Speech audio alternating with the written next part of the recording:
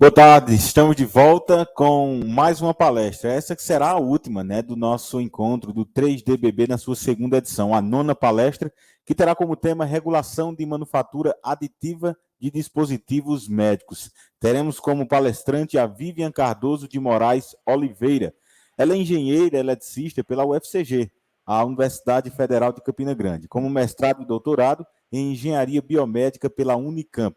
Atua com regulação de dispositivos médicos desde 2004. É supervisora da Anvisa, estando atualmente cedida e exercendo funções de pesquisa e ensino no CertBio, Laboratório de Biomateriais do Nordeste, na UFCG.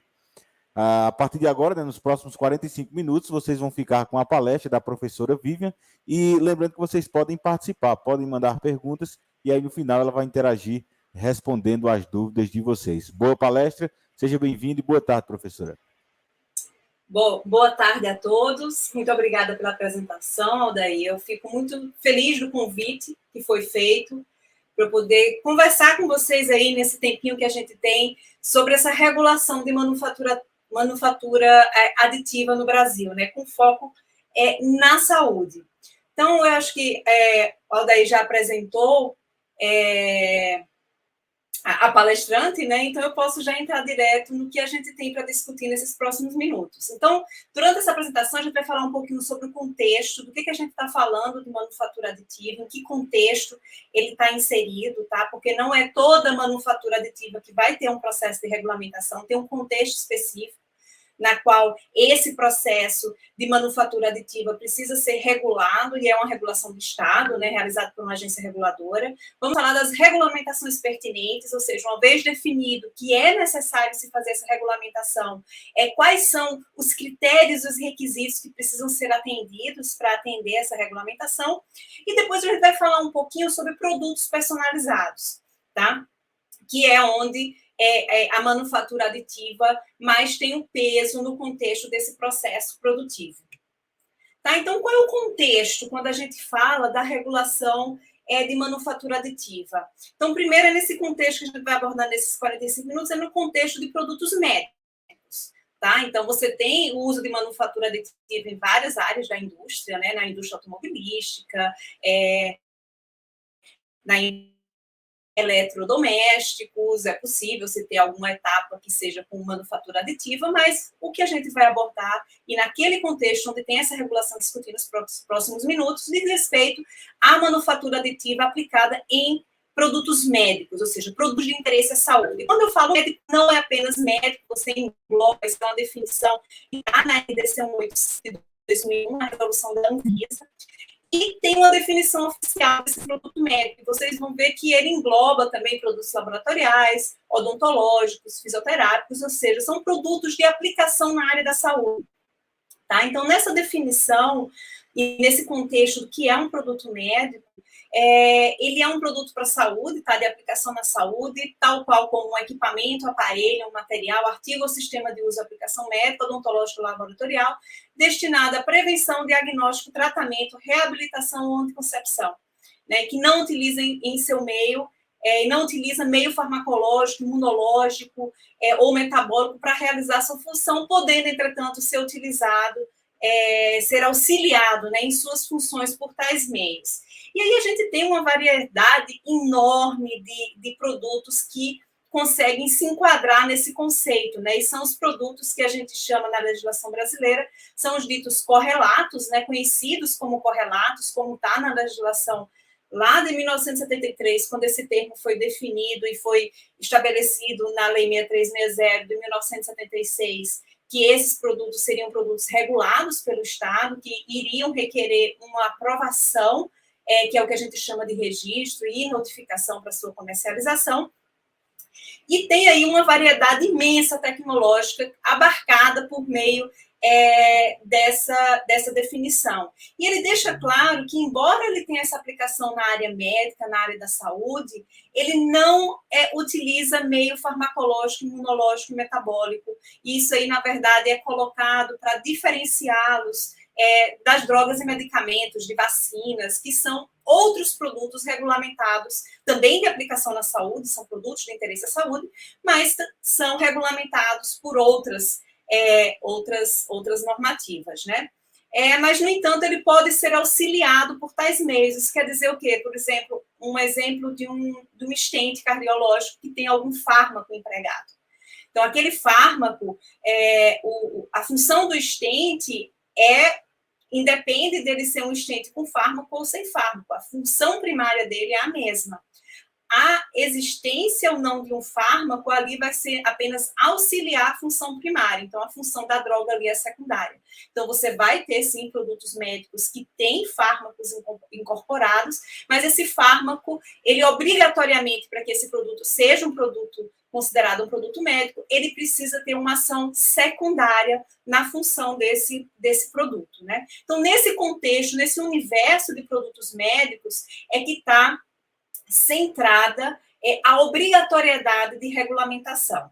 Tá? E essa regulamentação ela é feita pela Anvisa, né, o órgão de regulatório de vigilância sanitária. Quem define a obrigatoriedade, como eu já falei, dessa regulamentação e desse registro, essa aprovação prévia de fabricação, importação, comercialização desse produto, está na Lei 6360, de 1976. É uma lei que é anterior à lei de criação da própria Anvisa. A Anvisa foi criada pela Lei 9782 em 99, ou seja, no final da década de 90, quando foram criadas as demais agências reguladoras, né? Até então, o papel de regulamentação era exercido pelo Ministério da Saúde. Então, quando vocês remetem à Lei 6360, vocês vão ver que a lei ainda é pautada no Ministério da Saúde, mas quando a Anvisa é criada, em 99, essas funções são delegadas à agência reguladora. Então, o órgão responsável pela regulação dessas tecnologias é a Anvisa, e mais especificamente dentro da Anvisa, quando a gente fala do produto médico em si, a regulação fica a cargo da gerência denominada GTPS, que é a Gerência Geral de Tecnologia de Produtos para a Saúde. Tá?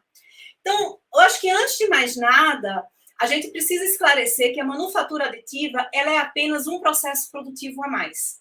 Tá? Então, nesse contexto, ela não tem uma diferenciação em termos regulatórios, digamos assim, dos demais processos produtivos. Então, vocês não vão encontrar uma regulamentação, seja na legislação da Anvisa, né, que trate da regulamentação de manufatura aditiva, porque a Anvisa não regulamenta processos produtivos de forma individualizada, ela regulamenta o produto. E o produto, por sua vez, devido à sua característica, ele vai adotar um determinado processo produtivo ou outro. Tá? Então, essa é uma escolha do fabricante, tem uma lógica de mercado, uma forma otimizada de produzir, o quantitativo que precisa ser produzido. Então, a manufatura aditiva ela é muito versátil, realmente, mas ela tem um limitante da quantidade de peças que podem ser produzidas, né? Então, ela é um processo produtivo mais lento do que uma extrusão, por exemplo, do que uma injeção. Então, isso tem que ser definido qual é esse tipo de produção, de método produtivo, de acordo com a característica do produto que se quer produzir, né? Então, você tem outros processos produtivos que são utilizados na fabricação de produtos médicos, obviamente. Você tem produtos que são feitos por extrusão, produtos por injeção, produtos que são realizados por usinagem, né, utilizando CNC, ou até mesmo torno mecânico, dependendo do tipo de produto e material. Tem produtos que são manuais, são quase que artesanais mesmo, feitos de formas manuais, e nós temos a manufatura aditiva, também conhecida como impressão 3D. Então, nesse contexto de vários processos produtivos, e ainda existem outros mais específicos, obviamente, dependendo da natureza do produto, que não estão indicados aqui nesse slide, mas ela é apenas, aos olhos da Anvisa, mais um processo produtivo. E assim como os demais processos produtivos, eles devem ser validados para serem utilizados no contexto da produção de um produto médico, né, um produto regulamentado pela Anvisa. E como é que se dá essa regulação? Então, a gente tem um modelo regulatório, tá? O modelo regulatório, a gente fala muito do registro do produto, né, que é a regulação do produto, registro e notificação, mas, na verdade, esse modelo regulatório ele é composto por 4 etapas. Tá? É, na verdade, um ciclo regulatório, digamos assim, um acompanhamento desse produto ao longo do ciclo de vida dessa tecnologia. Então, a gente tem 4 elementos centrais e igualmente importantes, cada um deles, para a regulação desse tipo de tecnologia. Então, você tem a regulação do produto, propriamente dito, que é provavelmente o mais conhecido, né, quando a gente fala do registro e a notificação do produto junto à Anvisa. A gente tem a regulação da produção em si, aí a gente está falando aqui não do produto especificamente, mas do fabricante do produto, ou seja, a regulação que é pertinente ao fabricante, as instalações produtivas, por meio da definição dos requisitos, né, de boas práticas de fabricação e exigências de certificação desse processo produtivo, de acordo com a classe de risco do produto. A gente vai falar sobre isso um pouquinho mais para frente. A gente tem esses dois elementos constituem a regulação que a gente chama de regulação pré-mercado, embora ele também tenha um olhar em etapas pós-mercado, ele subsidia o processo pós-mercado, que é o processo após o qual o produto foi aprovado e já está em uso no mercado brasileiro. E a gente tem outros 2 componentes desse processo, que é a regulação de mercado, a regulação de pós-mercado, né? Que aí a gente tem a tecnovigilância, que é o sistema de monitoramento dessas tecnologias no mercado, e para isso a gente conta com hospitais sentinela que notificam a Anvisa problemas, eventos adversos e queixas técnicas, por exemplo, que vem a ter com esses produtos que estão sendo utilizados no mercado. E também tem a notificação feita pelo detentor do registro e da notificação, que devem notificar a Anvisa quando eles recebem relatos de problemas, de eventos adversos com suas tecnologias. Então, existe um acompanhamento da investigação e da solução desses problemas com essa tecnologia. E temos a própria regulação do serviço de saúde, né? Os serviços de saúde também estão numa etapa pós-mercado e eles também são regulamentados de alguma forma, com algumas práticas que são necessárias, com algumas, principalmente quando a gente fala da gestão dessas tecnologias médicas no ambiente hospitalar. Tá? Então, esse seria digamos, o modelo regulatório básico dessas tecnologias no mercado brasileiro. Quando a gente fala de regulação especificamente do produto, nós temos uma gama de resoluções da Anvisa que norteiam esse processo. Algumas, digamos, são legislações transversais, ou seja, se aplicam a todos os produtos médicos que se enquadrem lá naquela definição. E a gente tem depois alguns regulamentos que são específicos por tipo de tecnologia. Então, por exemplo, uma resolução que trata da certificação dos equipamentos eletromédicos. Então, essa resolução ela está ali inserida apenas no contexto dos equipamentos médicos que têm algum tipo de conexão elétrica, por isso o termo eletromédicos. Temos os de prótese mamária, especificamente. Então, para algumas tecnologias, você vai ter resoluções específicas. As resoluções transversais, digamos assim, as principais, pelo menos, estão colocadas aqui nesse site, que é quando nesse slide, que é a RDC 185 de 2001, tá? Que define as regras para o registro de produtos para a saúde. Então, aquela definição de produtos médicos, ela foi retirada dessa RDC 185, essa definição formal do que se entende por um produto médico, tá? Ele estabelece o processo de registro do produto que vão ser aplicados para os produtos da classe 3 e 4. A gente vai falar sobre isso também. A RDC 40 de 2015, que aí ela já trata da notificação desses produtos médicos, dos dispositivos médicos. Essa notificação, ela seria um processo de regulação do produto simplificado, destinado a produtos de classe de risco mais baixo. A gente tem a RDC 546 de 2021, que é equivalente à antiga RDC 56 de 2001, que ela dispõe sobre os requisitos essenciais de segurança e eficácia dos produtos para a saúde. Um ponto que vocês vão ver na regulamentação é que o termo, ora vocês vão ver produtos médicos, ora vocês vão ver produtos para a saúde, ora vocês vão ver dispositivos médicos, porque está num processo realmente de transição. Produtos para a saúde, dispositivos médicos, eles seriam ali equivalentes, digamos assim, tá? Ele é um termo mais abrangente. Os produtos médicos em si, eles englobam os equipamentos médicos e os materiais de uso em saúde. Eles não incluem dentro da definição dos produtos médicos os produtos de uso in vitro, que é o que a gente chama dos IVDs, são os reagentes, os calibradores, que aí eles são tratados por uma outra legislação que eu não vou estar abordando aqui com vocês hoje.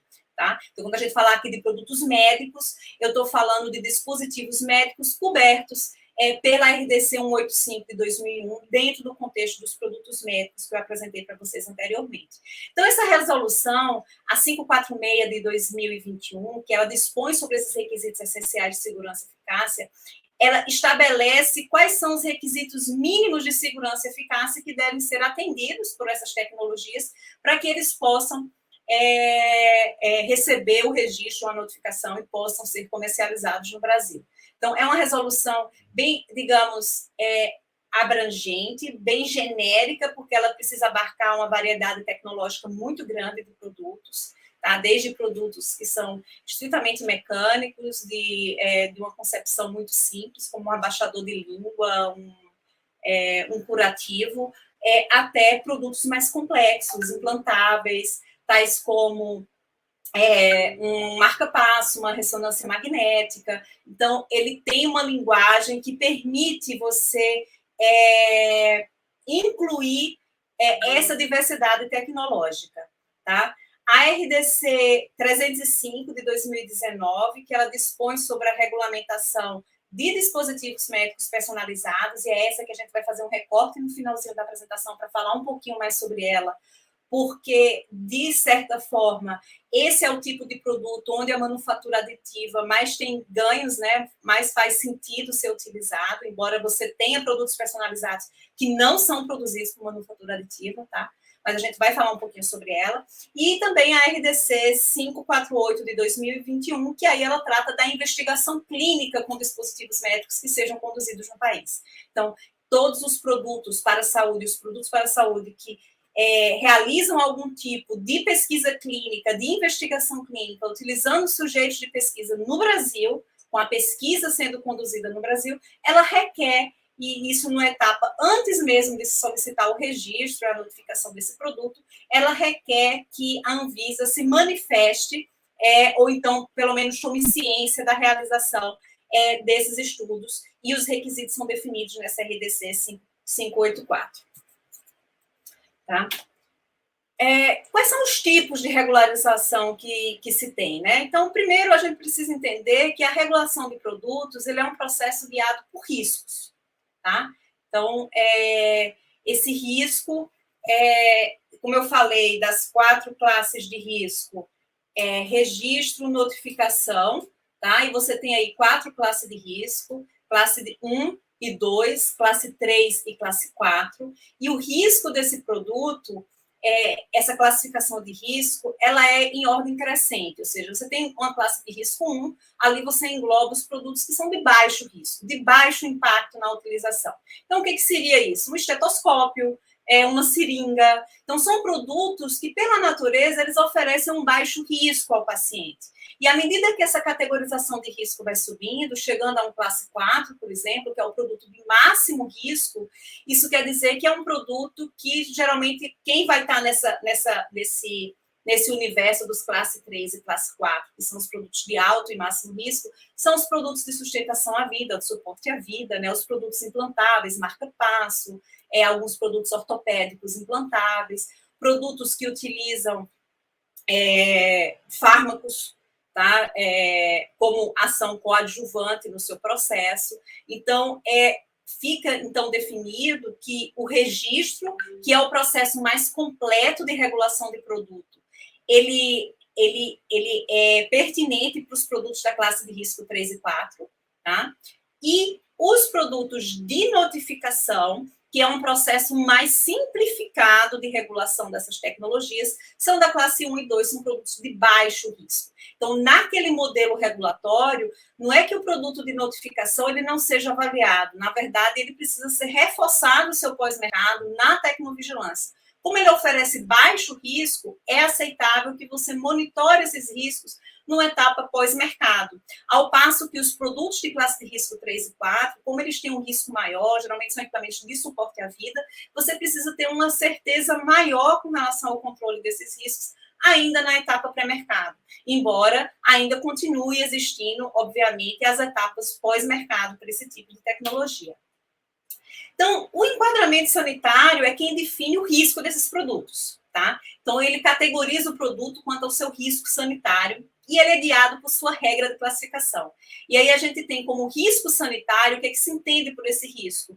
É um risco potencial inerente à tecnologia, tá? Ele leva em consideração o tipo de tecnologia, suas características, local de aplicação, finalidade e consequências da falha e o tempo de utilização.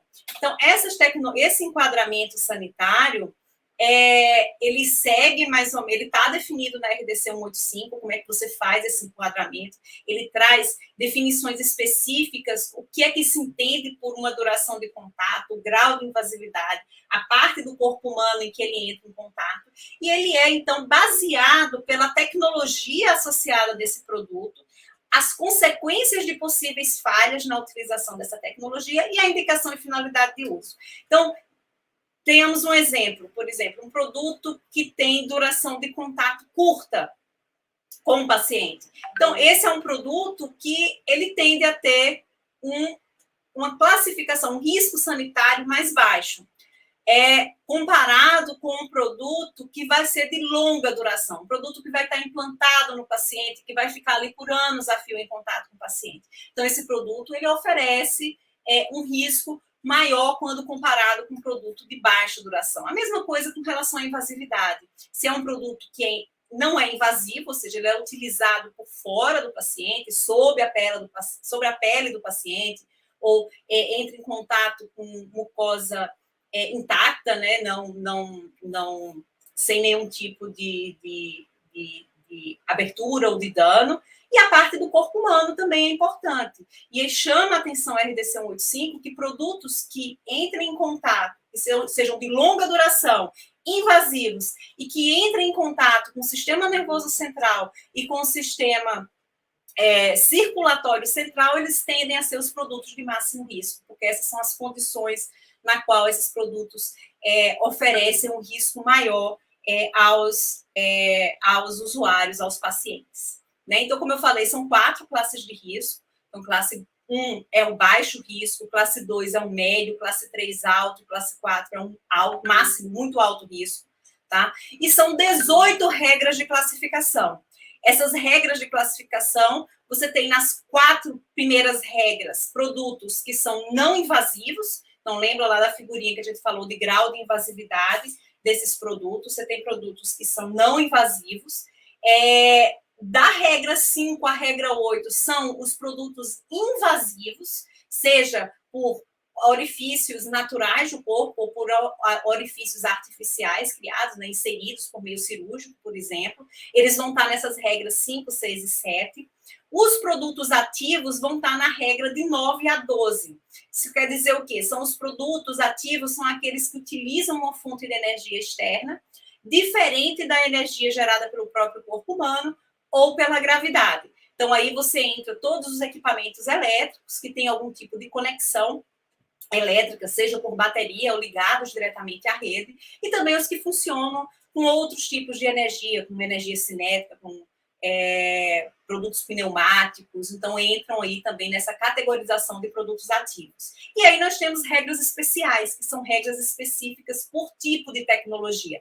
Então aqui você tem, por exemplo, os produtos que têm produtos de origem animal, tipo válvulas cardíacas de origem suína, vão estar nessas regras especiais, bolsas de sangue vão estar aí também numa regra especial, produtos com fármacos, produtos contraceptivos, tem a sua regra especial e sua categorização de risco especial. Então, de acordo com o descritivo que você tem nessas regras e a classe de risco, você vai ter, então, a definição de qual o caminho regulatório a ser seguido por essas tecnologias e também qual é a complexidade desse processo regulatório, ou seja, qual é o quantitativo e o teor das informações que precisam ser apresentadas para a regulação desses produtos e aprovação por parte da Anvisa.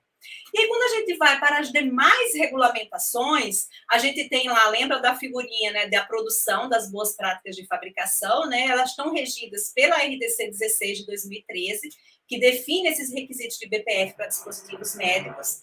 A gente tem também a RDC 15 de 2014, que dispõe sobre essas exigências da certificação de BPF para os produtos da classe de risco 3 e 4. O que isso quer dizer? Que a certificação do sistema de qualidade do fabricante, ela é obrigatória se aquele fabricante produz produtos da classe de risco 3 e 4, produtos de risco mais alto. Se ele não tem a produção desses produtos nessa categoria, só produz produtos da classe de risco 1 e 2, a certificação não é obrigatória, mas o atendimento aos requisitos é compulsório. Então, esse é um ponto a ser observado, né? A certificação de BPF é para produtos classe de risco 3 e 4. No entanto, o atendimento aos requisitos regulatórios é compulsório a todos os fabricantes, independente da classe de risco.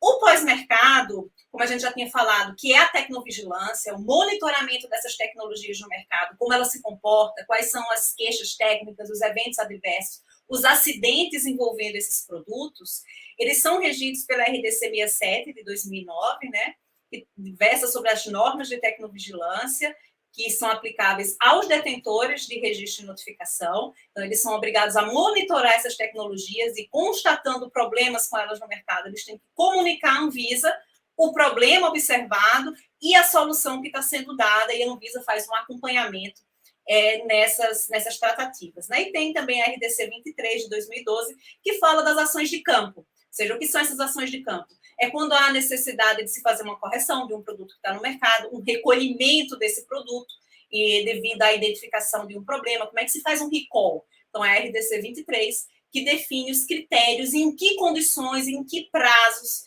o fabricante deve realizar essas ações de campo. E aí, nos serviços de saúde, né, nessa regulamentação, a gente tem as gestões das tecnologias em saúde, que talvez seja a resolução de maior impacto, né, e a gente tem a 509 de 2021, que fala do gerenciamento de tecnologias em saúde em estabelecimentos em saúde, na qual se inserem os produtos médicos, né? Como é que essas tecnologias são geridas e utilizadas e mantidas dentro do serviço de saúde, tá? Porque de nada adianta a gente fazer todo esse controle junto ao fabricante, de monitoramento, de acompanhamento dessa tecnologia, se o produto não for utilizado da forma adequada, não for armazenado, não for mantido da forma adequada. Então, ele perde as suas características de segurança e eficácia. E aí a gente entra um pouquinho na definição dos dispositivos médicos personalizados. Então, o que eu falei até então agora diz respeito, essencialmente, ao processo ordinário, digamos assim, de regulação de tecnologias de produtos médicos por parte da Anvisa. Os dispositivos médicos personalizados, eu vou adentrar um pouco mais na resolução específica dele, porque, como eu já falei, a manufatura aditiva acaba sendo uma das maiores opções no processo produtivo desse produto, até pela própria flexibilidade que esse processo produtivo permite. Né? Então, ele é regido por uma resolução que é a 305, de 2019, tá? Antes disso, havia uma tratativa para produtos personalizados, mas aí essa tratativa eram feitas caso a caso, por meio de ofícios. Então, quem queria produzir um dispositivo médico personalizado fazia uma autorização, um pedido de autorização excepcional para a Anvisa e encaminhava isso caso a caso por meio de ofício. Não havia um processo tão sistematizado e regulamentado como o que estabeleceu a RDC 305. A Anvisa fez essa resolução 305 lá em 2019, baseada em discussões prévias realizadas no âmbito do IMDRF. Tá? Então, tem um documento publicado em 2018 sobre definições do que são dispositivos médicos personalizados. O IMDRF, para quem não conhece, ele é um fórum de convergência regulatória internacional para dispositivos médicos, compostos por autoridades reguladoras de diversos países, como os Estados Unidos, o Canadá, Japão, Europa, Reino Unido, Austrália. Então, tem Coreia do Sul, tem uma uma grande variedade, digamos assim, de agências reguladoras, pelo menos dos maiores mercados consumidores de dispositivos médicos, e a Anvisa é um dos membros fundadores desse grupo de discussão, né, desse fórum de discussão. Então, ali eles se reúnem e tentam traçar diretrizes que possam ser convergentes, né, e utilizadas por todas essas jurisdições para tentar cada vez mais harmonizar esses entendimentos e convergir, na medida do possível, no processo regulatório, considerando que o mercado de dispositivos médicos é um mercado altamente globalizado. Então, empresas que possuem produtos, pelo menos as grandes empresas que possuem seus produtos, eles tendem a estar em todos esses mercados simultaneamente, né? Então, teve esse documento que foi discutido e eles chegaram num consenso sobre essas definições. O documento em si do IMDRF, qual eu deixo aqui o link embaixo para quem tiver interesse, ele só trata mesmo das definições, não do processo de regulação do produto, mas ele harmonizou o que se entende por produto personalizado em todas essas jurisdições. Então, baseada nessa discussão, a Anvisa publicou a 305 e incorporou esses conceitos discutidos no IMDRF e traçou um modelo regulatório para esse tipo de tecnologia. E aqui eu ressalto, seja ela ou não produzida por manufatura aditiva, tá? Como eu falei para vocês, a manufatura aditiva é apenas um processo a mais. Então, ela traz definições importantes, né, como eu falei. Então, o primeiro ponto dele é que ele tira uma definição que era muito utilizada, que era dispositivo médico customizado. Então, essa definição ela deixa de existir, esse conceito, logo porque o documento do IMDRF ele não traz essa definição de customizado. Então, ele define o dispositivo médico personalizado em 3 categorias. Um dispositivo médico sob medida, o dispositivo médico paciente específico e o dispositivo médico adaptável. E aí a Anvisa utilizou essas definições e, em cima disso, ela definiu rotas regulatórias para cada um desses tipos de dispositivo médico personalizado. Então, o que é um dispositivo médico personalizado? Ele é um termo genérico para descrever qualquer um dos dispositivos médicos que se destinam a um indivíduo em particular e que pode ser um dispositivo médico sob medida, um paciente específico ou então um adaptável. Então, o personalizado, ele engloba todas essas definições. O sob medida, aí, que talvez fosse mais o nosso customizado, que era utilizado antigamente, né? Ele é um dispositivo médico que se destina exclusivamente a um indivíduo em particular, né? Fabricado especificamente de acordo com a prescrição de um profissional de saúde habilitado e que confere as características específicas do projeto sob sua responsabilidade. Então, a responsabilidade do projeto e das especificações de projeto desse produto é do profissional de saúde habilitado. Então, por mais que seja um fabricante que faça a produção, faça a impressão e todo o processo produtivo, né, dessa unidade, desse produto, a responsabilidade do projeto de definir os requisitos e os parâmetros é do profissional de saúde. É ele que diz como ele quer esse produto, para que ele quer, qual é a composição de material que ele quer para essa determinada tecnologia.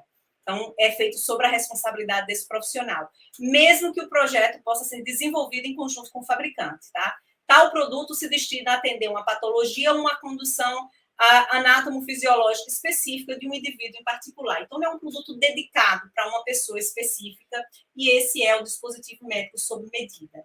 O paciente específico, ele já difere do dispositivo médico sob medida, porque ele é um dispositivo que ele é tornado compatível, ou seja, ele é compatibilizado com a anatomia de um paciente usando técnicas de dimensionamento com base de referências anatômicas, então pode ser imagens, por exemplo, radiológicas, né? E ele tipicamente, aquele produto ele já existe na sua concepção original, o fabricante já tem uma linha de produção, mas devido a uma condição especial do paciente, tem que ser feito no dimensionamento, digamos, específico para atender aquela necessidade do paciente. Tá? Mas o processo de fabricação e o projeto de validação desse dispositivo, ele já existe na sua concepção de produção de lote a lote de um produto ordinário. Ele é apenas tornado compatível. Então, nesse caso, a responsabilidade é do fabricante e não do profissional de saúde, como no dispositivo médico sob medida, né? Então, ele pode ser desenvolvido em conjunto com o profissional de saúde, obviamente, porque é ele que vai dizer, por exemplo, qual é o dimensional que ele quer daquele determinado produto, mas o fabricante vai pegar um projeto que ele já tem, uma tecnologia que ele já produz, e vai compatibilizar aquele produto já existente para atender a necessidade específica daquele paciente. Tá? Então, por exemplo, ele já produz hastes femorais de tamanho X e tamanho Y, sendo que o médico disse, olha, eu preciso para esse paciente específico um dimensional que está entre X e Y. X é muito pequeno, Y é muito grande. Então, ele vai lá e compatibiliza esse produto específico dentro daquele range, aquele limite no qual ele já produz aquela tecnologia. Então, esse é um dispositivo médico denominado de paciente específico. Tá? E o adaptável, ele é um dispositivo que ele é produzido em massa, tá? Ele tem uma produção rotineira, mas ele é adaptado, ele é ajustado, montado ou moldado de acordo com as instruções validadas pelo fabricante no local do atendimento, tá? Para se adequar a alguma característica anatomofisiológica de um paciente antes do seu uso. Então, isso seria o que, mais ou menos? Por exemplo, uma placa craniana que ela é termomoldável. Então, o fabricante, ele produz essa placa craniana e ele informa e ele treina, o que quer que seja, o profissional de saúde que vai utilizar aquela tecnologia, de como fazer o processo de adaptação durante o uso. Ou seja, ele vai lá, ele aquece nas condições que o fabricante validou, indicou como deveria ser feito, e molda aquela placa craniana para aquele paciente antes do seu uso, né, no local de atendimento. Então, esse é considerado um dispositivo médico adaptável. Tá? A mesma coisa, por exemplo, um aparelho auditivo, que ele precisa ser adaptado lá pelo fonoaudiólogo, né, que programa nas frequências certas para o paciente, mas é lá, no local de atendimento, no local de uso. Então, esse é um dispositivo médico adaptável. E aí, como é que eles são regularizados, né, esses produtos personalizados? Então, os dispositivos médicos que são paciente específico e o adaptável, ele vai seguir o rito convencional de regularização, independentemente do seu processo produtivo. Pode ser manufatura aditiva ou pode ser um outro processo. Então, ele vai seguir o que todos os outros produtos para a saúde já seguem, tá? Seguindo a RDC 185, se ele for da classe de risco 3 e 4, e a RDC 40, se for da classe de risco 2 e 1. Por quê? Porque o projeto e a produção são muito bem definidos e validados já pelo fabricante. Então, ele segue o rito convencional. Os produtos, dispositivos médicos sob medida, aí sim, eles vão seguir um processo definido pela RDC 305 de 2019, tá? Então, o primeiro ponto que essa resolução traz, esse fabricante, ele precisa estar regularizado, o que vai fazer. Então, ele tem que ter a AF, que é a autorização de funcionamento, tem que ter as licenças sanitárias pertinentes, a autorização de bombeiros, tal qual um fabricante convencional de dispositivos médicos. Ele vai precisar ter a certificação de boas práticas de fabricação se o produto sob medida for da classe de risco 3 ou 4, ou então atender aos requisitos de BPF se a classe for 1 e 2, tá? O produto produzido, independentemente da classe de risco, deve estar em conformidade com os requisitos essenciais de segurança e eficácia. Então, deve-se estar atento à questão do gerenciamento de risco dessa tecnologia, tá? E dentro desse conceito, aí ele estabelece 3, digamos, documentos chaves, processos chaves dentro desse processo regulatório. O primeiro é a solicitação da anuência de fabricação ou importação, quando for um produto da classe de risco 3 ou 4, a notificação da fabricação ou importação, também aplicável para a classe de risco 3 ou 4, e o dossiê do dispositivo, que aí independe da classe de risco do dispositivo produzido. Então, essa anuência de fabricação ou importação, como eu falei, é apenas para os produtos da classe de risco 3 e 4. Ele é protocolizado uma única vez na Anvisa, tá? Mas a empresa pode fazer alterações ao longo do tempo, se for necessário. E ele tem lá as documentações, que eu não vou entrar em detalhe dessas documentações, lá no artigo 9º da 305, que devem ser apresentados, tá? Esse pedido de anuência, ele vai ser avaliado pela Anvisa e a decisão é publicada no portal eletrônico e também é comunicada à empresa por meio do ofício. E lá no portal eletrônico, isso fica público para que a sociedade saiba quais são os fabricantes que estão autorizados a fazer produtos que têm a anuência de fabricação ou importação de produtos sob medida no Brasil. Tá? A notificação da fabricação, ela é também para os produtos classe D3 e 4, elas vão ser petições secundárias da petição de anuência, que é a petição inicial, tá?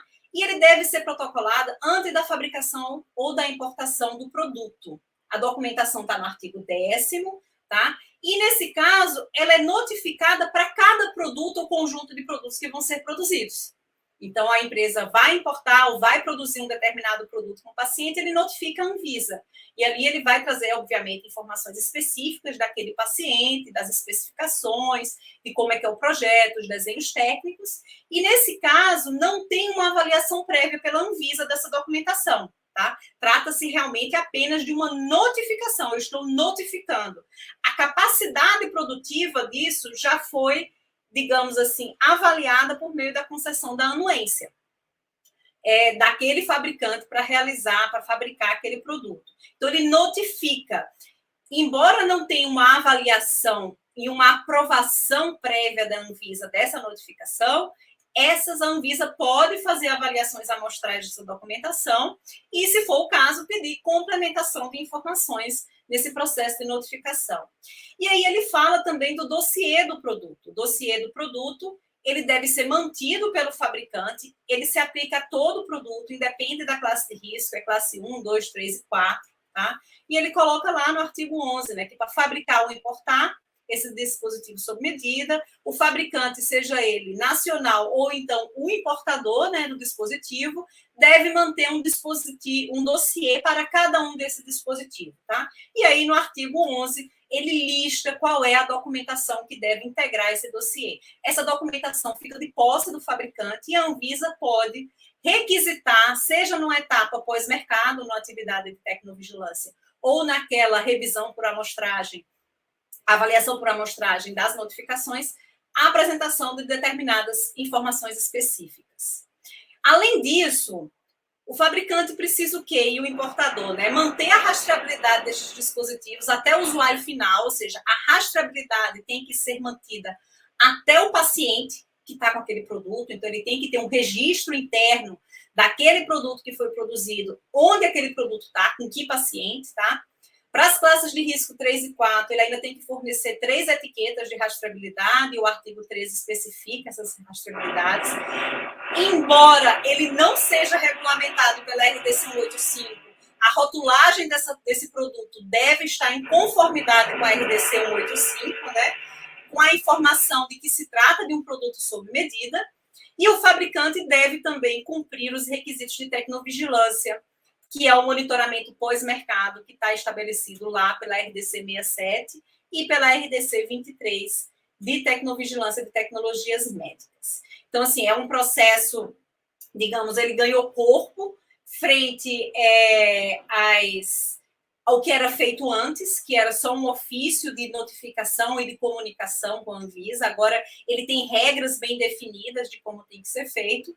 E aí, como eu falei, né, ele não necessariamente se aplica exclusivamente aos produtos fabricados por manufatura aditiva, se aplica a qualquer tipo de processo, mas os produtos sob medida, na grande maioria, eles vão estar utilizando essa tecnologia pela flexibilidade e facilidade de se fazer produtos customizados, né, digamos assim, com esse tipo de processo produtivo. Bom, gente, eu tentei abordar, não sei nem se eu passei do tempo, acho que não, foi certinho, os 45 minutos, e aí fica aqui o meu contato, caso alguém tenha algum questionamento, algum comentário a fazer, algum auxílio, e eu fico à disposição para as perguntas que vocês tiverem. Obrigada.